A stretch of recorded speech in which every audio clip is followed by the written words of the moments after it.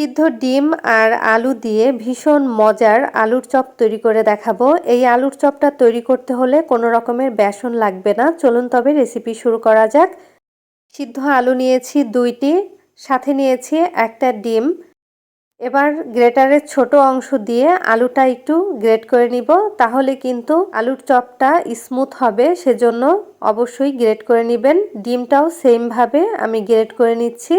আমি এখানে একটা ডিম দিয়েছি, আপনারা চাইলে কিন্তু ডিমের পরিমাণটা আর একটু বাড়িয়েও দিতে পারেন। হাফ চা চামচ দিয়ে দিলাম লবণ, 1 টেবিল চামচ চাট মশলা, স্বাদ মতো গোলমরিচের গুঁড়া, ঝালটা কিন্তু আপনারা আপনাদের টেস্ট অনুযায়ী দিয়ে নেবেন।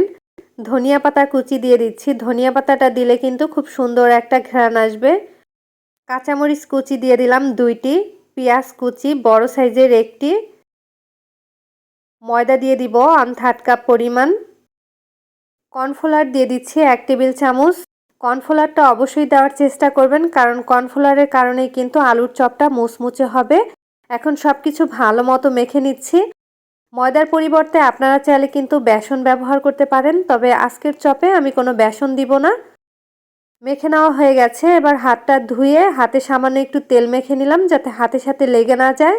এবার এখান থেকে পরিমাণ মতো মিশ্রণ নিয়ে হাতের সাহায্যে বল তৈরি করে নিলাম। 2 হাতের সাহায্যে চাপ দিয়ে আমি এখন চপ তৈরি করে নিব।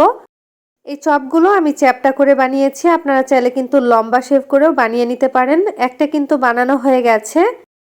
সবগুলো একইভাবে বানিয়ে নিয়েছি। এবার একটা প্লেটের মধ্যে নিয়ে নিচ্ছি। প্রতিটি চপই কিন্তু একই সাইজের বানানোর চেষ্টা করেছি। এখন কিন্তু সবগুলো বানানো হয়ে গেছে, এবার ভেজে নিব। ভাজার জন্য পরিমাণ মতো তেল দিয়ে দিচ্ছি, আর তেলটা যখন গরম হয়ে গেছে তখন একটা একটা করে চপ দিয়ে দিচ্ছি, আর এগুলো মিডিয়াম লো আঁচে ভেজে নিতে হবে। যেহেতু এই চপের মধ্যে ময়দা কর্নফ্লাওয়ার দিয়েছিলাম, তাই ভেঙে যাবে না।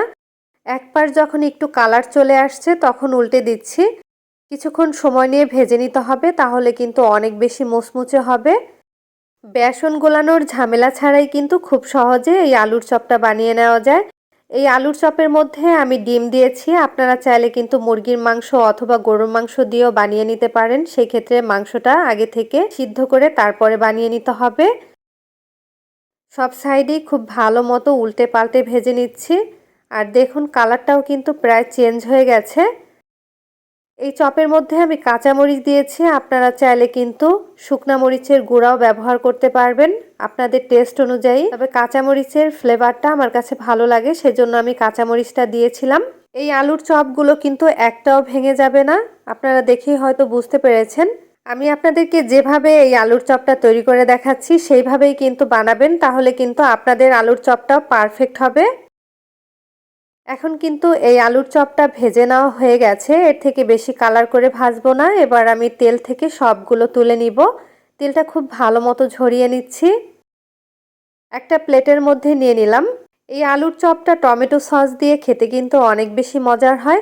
বিকেলের নাস্তায় ঝটপট এই আলুর চপটা বানিয়ে খেতে পারেন। আলুর চপটা উপরটা অনেক বেশি মুচমুচে হয়, আর ভেতরটা কিন্তু অনেকটা সফট থাকে। আমি টমেটো সস দিয়ে পরিবেশন করেছি। আশা করছি ভিডিওটি আপনাদের কাছে ভালো লেগেছে। ভালো লাগলে অবশ্যই ভিডিওতে লাইক, কমেন্ট আর শেয়ার করতে ভুলবেন না। আবারও হাজির হব নতুন কোনো ভিডিও নিয়ে। সবাই ভালো থাকবেন, সুস্থ থাকবেন। আল্লাহ হাফেজ।